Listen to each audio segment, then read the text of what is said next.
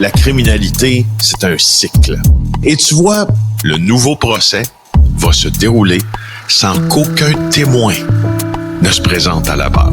L'histoire des criminels racontée par l'unique journaliste d'enquête, Félix Séguin.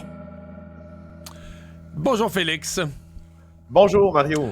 Alerte Amber cette nuit. Évidemment, au Québec, depuis l'affaire Carpentier, on est soucieux des alertes Amber. Ont-elles été déclenchées au bon moment, assez rapidement, en fonction des bons critères? Je vais t'en parler justement dans la chronique de l'affaire Carpentier, convenu d'appeler maintenant, quand ces deux sœurs, ces deux fillettes ont été tuées par leur père, là, au même moment où on déclenchait une alerte Amber que l'enquête publique avait jugé très tardive par rapport au début des événements. Parlons de ce qui se passe maintenant. D'abord, vous l'avez entendu aux actualités avec Alexandre. Donc, il y en a une alerte Amber en vigueur dans la nuit de lundi à mardi. Donc, de hier à aujourd'hui, ça a été déclenché. C'est un enfant de 5 ans qui aurait été enlevé par une dame, une sexagénaire de Brossard sur la rive sud de Montréal. On nous dit pas le lien entre les deux. C'est sûr qu'on pense à la grand-mère, mais c'est rare. C'est pas un étranger qui part avec un enfant, là. Et justement, si c'était un étranger qui avait quitté avec un enfant, on le saurait. On le saurait, puis des policiers seraient arrangés pour faire passer l'information. Là, on recherche l'enfant, Getty Shi Gao, 5 ans. Il a été enlevé par une femme qui s'appelle Roxy Yang. 65 ans, on recherche un véhicule de modèle Tesla, année 2024, blanc, avec une plaque de l'Ontario. Ça, c'est ce qu'indique la Sûreté du Québec. Je te rappelle que les fameuses alertes Amber, là, donc avant d'aller plus loin, ben tu te rappelles, c'est né aux États-Unis à la mémoire d'une jeune victime, de la jeune Amber Hagerman, qui a été enlevé et tué à 9 ans à Arlington, au Texas, en 1996. C'est qu'il y a un citoyen qui avait vu le véhicule, qui était un véhicule suspect, qui pensait avoir vu la fillette à bord du véhicule, puis finalement, il n'y a pas d'alerte qui avait été envoyée aux médias, puis l'enfant avait été retrouvé morte 4 jours plus tard, et là, ça a suscité un tollé. Et puis là, le 30 avril 2003, le Congrès américain a adopté la loi de l'Amber Alert pour s'assurer que dans tous les États américains, lorsque certains critères sont rencontrés, ben, il y a une alerte qui est déclenchée. Puis ça a pris 1 mois seulement pour que le Québec se dote de la même alerte. Là, ça fera bientôt près de 30 ans qu'elle existe. Les critères sont très simples. L'enfant doit avoir moins de 18 ans. Faut qu'il y ait une raison de croire qu'il a été enlevé, cet enfant. Faut qu'il y ait une raison de croire que l'enfant est imminemment en danger. Puis, il faut que les autorités disposent d'assez d'informations à communiquer pour localiser. Une description, là, c'est ça, de véhicule. Ben, sinon, sinon, on n'a rien pour le public pour aider, là. Exactement. J'ai une petite question. Ce matin, les gens se demandent, parce que Tesla a des capacités de localiser tous ces véhicules et même d'en interrompre le fonctionnement à distance. Mais on en parlait plus tôt dans l'émission. On comprend bien que Tesla, je veux dire... moi, j'appelle chez Tesla, je peux pas faire jammer le véhicule de mon voisin. Là. Il faut qu'il y ait un processus d'authentification, que c'est vraiment la police, que la police est mandatée par un juge ou je sais pas. Mais est-ce que cette procédure devrait exister pour utiliser la technologie? Écoute, dans ce cas-ci, là, si Tesla est capable de localiser le véhicule, on s'entend que c'est une coche plus efficace encore qu'une alerte Amber, là. Ben, puis en fait, c'est pas que Tesla, ce ne sont pas que les véhicules du constructeur Tesla puis de Elon Musk qui peuvent être localisés.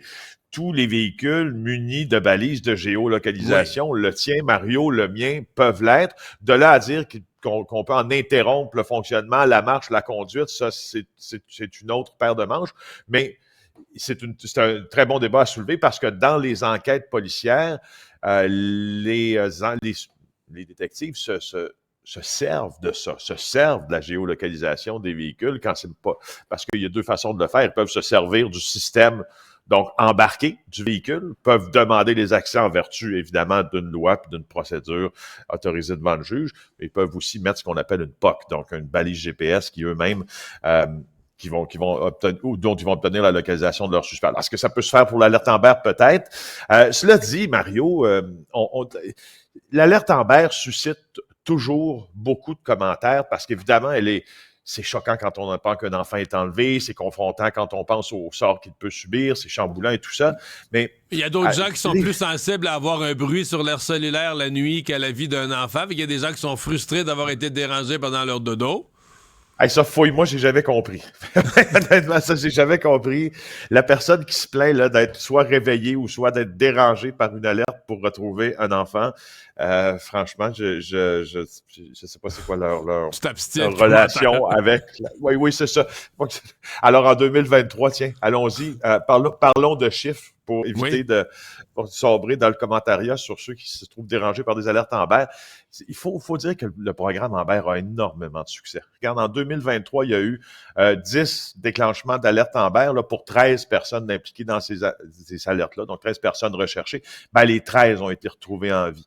En 2022, on recherchait 18 personnes en vertu d'une alerte Amber. Les 18 ont été retrouvées en vie, 18 enfants.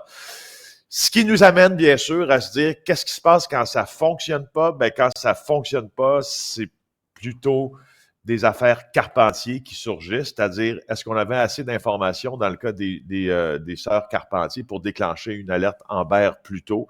L'enquête publique qui a été menée après le malheureux décès des fillettes emportées par leur père près de l'autoroute 20 nous dit que oui. Alors, c'est ça qui fait débat présentement chez les forces policières, ce sont les critères.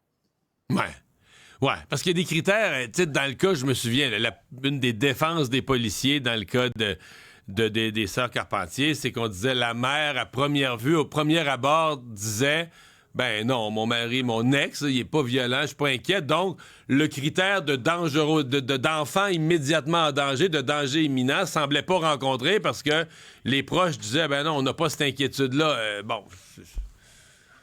Ben, c'est justement. Alors, puis ça, mais c'est réel, mais mets-toi dans la tête des policiers enquêteurs qui sont chargés de procéder à cette enquête-là. Puis, je veux dire, si on commence à déclencher des alertes Amber pour toutes les disparitions d'enfants, les alertes Amber n'auront plus la force puis la portée. Il faut qu'on garde la rareté. Nécessairement.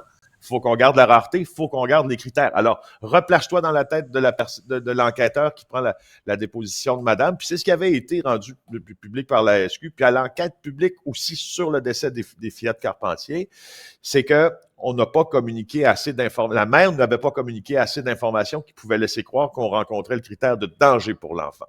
Sauf que la question qui s'est posée ensuite, c'est est-ce que le policier devrait lui-même établir qu'il y a un danger pour l'enfant selon ses propres critères à lui? C'est très subjectif, Mario. C'est très subjectif, cette question-là. C'est pour ça qu'on n'est pas sorti de l'auberge sur le débat des critères sur le déclenchement de l'alerte Amber. Félix, merci. À demain. Ça me fait plaisir. À demain. Au revoir.